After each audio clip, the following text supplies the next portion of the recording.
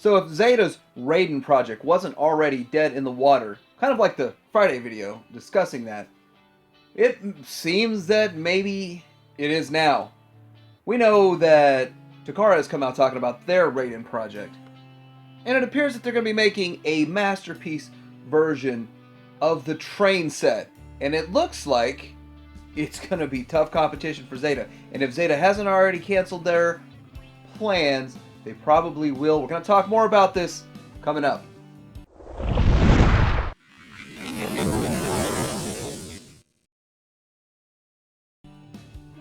So before we get into this, people seem to think I hate Zeta, and I don't hate Zeta. I just kind of hate some of their behavior and kind of what they did with that Unicron and bring a negative light towards the entire third-party community. But I actually do like some of their products. I think that their Superion is one of the, well, it's the best on the market right now until Fantoys puts theirs out. So I really do think that Zeta has a lot to offer and has brought a lot to the table. And I know that a lot of people are excited about this Raiden. There are so many people that were looking forward to this. But now in light of Takara bringing out these, their own version of a masterpiece Trainbot set, a combining Trainbot, the Raiden, and we're going to talk about this. So before we really get too much deeper into that, I want to talk about Takara's influence over the third party. Now, I've always thought that there was some sort of a relationship there to where third party doesn't step on Takara's toes very often. And the reality of this is, whenever Takara drops a figure, it seems like third party loses interest in it, just like with Inferno.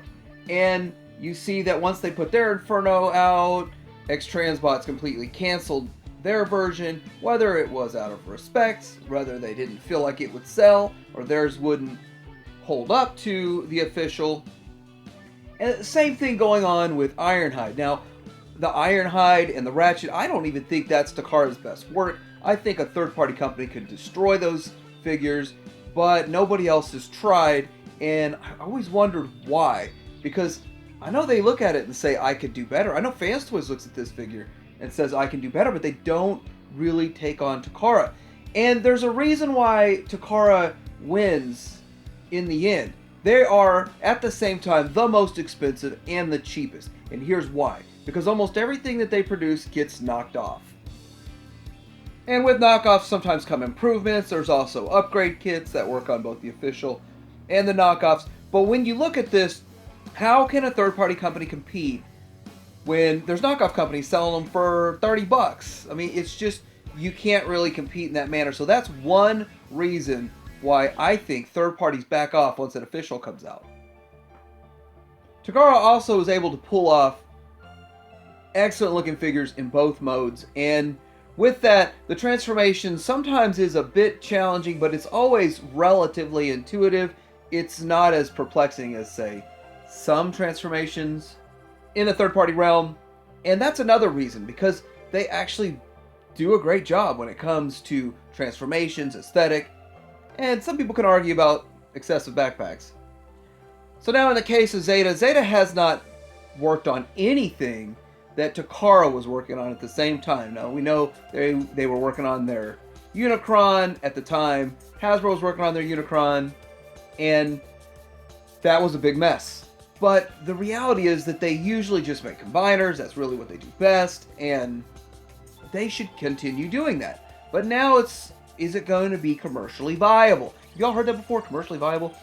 It's all over YouTube right now. Will it be commercially viable for them to even go forward with this if Takara is putting one out? Now, we've seen Zeta put out the exact same mold as Toy World and just recolor it. And so that was kind of a precedent on how they do business and how they operate. So if they put out a figure, well, say, the exact same figure as Toy World, hey, maybe they would continue working on this project. And that's maybe one school of thought here. But the reality of it is, some of those figures did not sell well.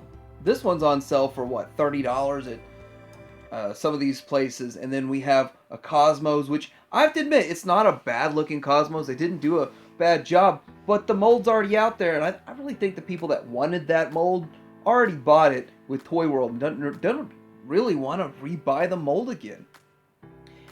And then there's into their Optimus Prime that they put out that was sort of copying the Toy World mold. And I think that when it comes to Optimus Prime, it's a little bit different story. There's always going to be a market for Optimus Prime. It seems like no matter how many different companies make a Prime, they always sell. And so for that, I can understand Zeta continuing that route. But getting back into this Raiden project, and will they still go forward with it? Of course, nobody really knows. And let's talk about what we know about Takara. Now, Takara has set this up at an event that they held a couple of days ago, basically revealing that they are going to be working on a Raiden. Some people are curious if they're going to do an encore set of this, which I don't know if they're going to do an encore set of the original G1. But we see that they are sort of comparing it to a masterpiece. And they've set up the G1 version. So they have a G1 version there on display.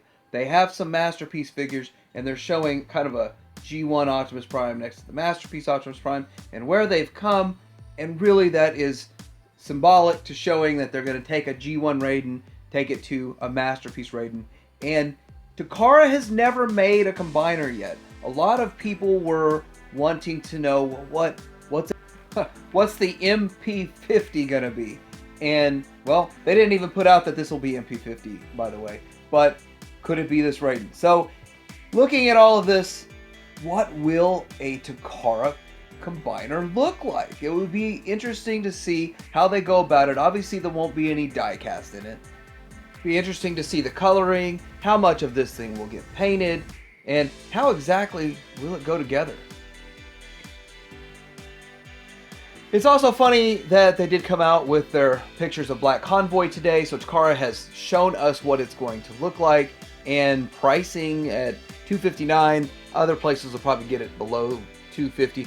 You could get it, according to Amazon Japan, it's possible to get it closer to $200. So that's pretty much what they value the mold without the accessories, right around $200.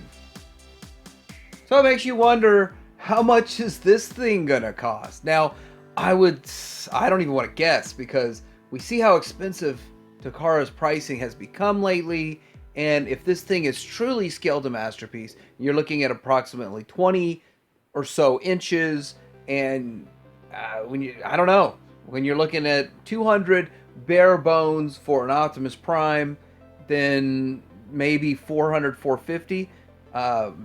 Hey, is that going to work? Is it going to be $600? Is it going to be more like $150 per limb? Who knows? But it's interesting to kind of wonder, what will the pricing, what will the aesthetic, what will the paint, how will this thing look? So what about our friends at Zeta? Well, they can wrestle with the idea of working on their Predaking, or they could play with fire a second time and continue working on their own Raiden project. You know, I kind of think that Zeta will make theirs, and here's why.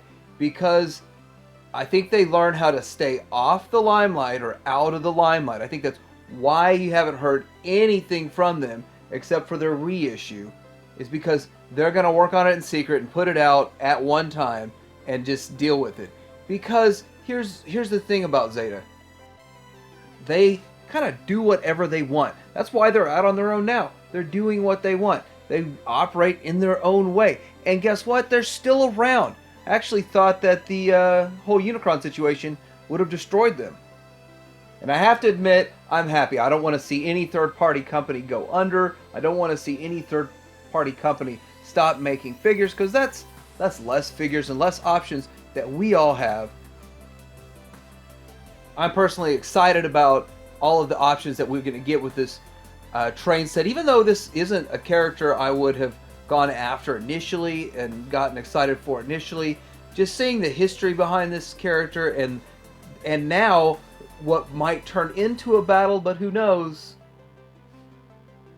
I do want to hear everybody's thoughts and opinions on this Raiden project from Takara. I want to hear what everybody thinks about Zeta, and if Zeta is going to stay in this race. And of course, let me know in the comments below. Like, subscribe, and Tydirium Hanger out.